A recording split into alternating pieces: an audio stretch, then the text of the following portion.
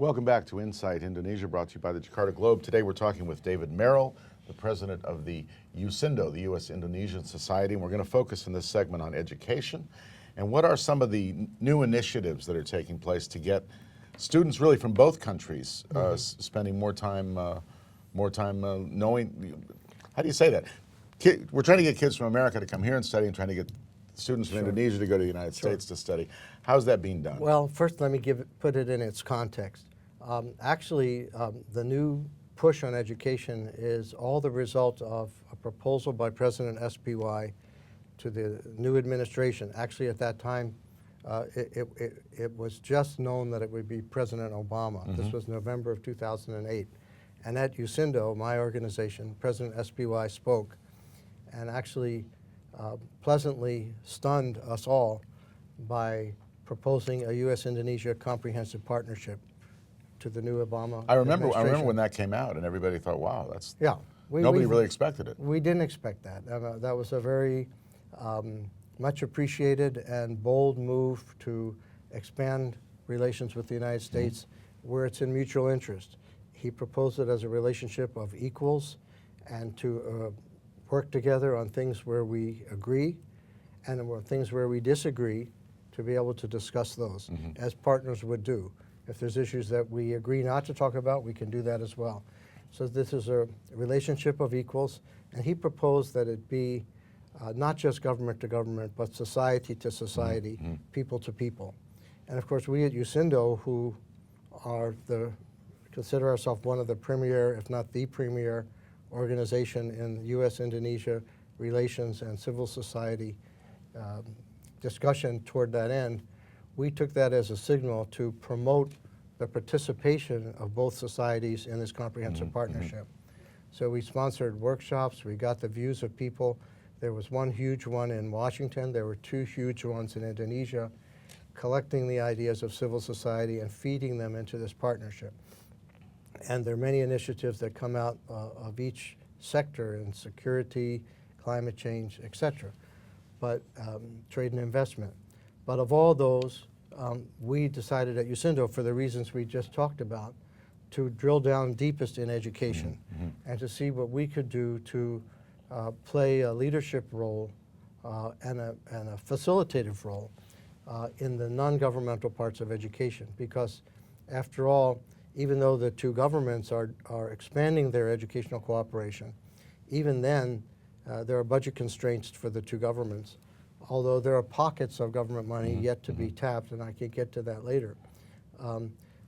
The governmental programs amount to 15 to 20% roughly of what we think needs to be done to capitalize on this historic opportunity. And we have a curious situation right now. It's rather odd. As I said before, we had a bulk of ministers and many others trained in the US. Now we have the example of the two presidents themselves. Each one was educated in the other country, but below that there's been a hollowing out of that. There are very few cabinet ministers now who are US educated. I can think of one. So the leaders, exactly. So the leaders see eye to eye on the importance of education, and that's actually they consider there to be no more important sector than education for this partnership. There may be others that are equal. But when you look at it from the point of view of an Indonesian student, say in high school, finishing up, I think sometimes some kids would look at it and think, that must be impossible. It's a daunting challenge to think about going to the United States. How can you help them? Sure. How do those kids get the word that there are scholarships, there's support, there are things that can be done? There are many things that can be done. First of all, there's a lack of information and marketing by US universities relative to the universities of other countries. The Australians are doing a great job. They are. Although the exchange rate situation has made it slightly more difficult to study in Australia. And we, for our part, in the American universities, are launching a massive effort to bring American universities to Indonesia, both for recruitment and for the formation of partnerships. Next week, there'll be, I think, 50 to 70 American universities coming here to show their wares, to expand information to Indonesian would-be students in the United States. There have been other such educational trade fairs in the last couple of years. There will be more in the future. We are playing a role in those, as are others. Next month, there will be a delegation of universities looking to form partnerships between American universities and Indonesian universities. Faculty exchanges are another part of it. And when faculty exchanges and student exchanges get deepened, you find that partnerships develop. Another area that people worry sometimes about the cost of U.S. education, or they used to worry, some still worry about visas. All of my friends who have kids in school Yeah. worry about the Well, cost sure. of U.S. Well, education. on the visas, the U.S. ambassador is the best one to explain this, but he explains that that problem is over. There may be a kind of an overhang of issues that are several years old that are still in people's minds, but the rate of visa acceptances at the U.S. Embassy is quite high, and it's up tremendously.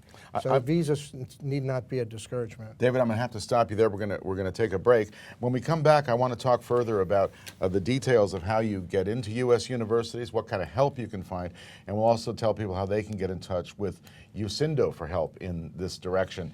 You're watching Insight Indonesia, brought to you by the Jakarta Globe. Stay with us.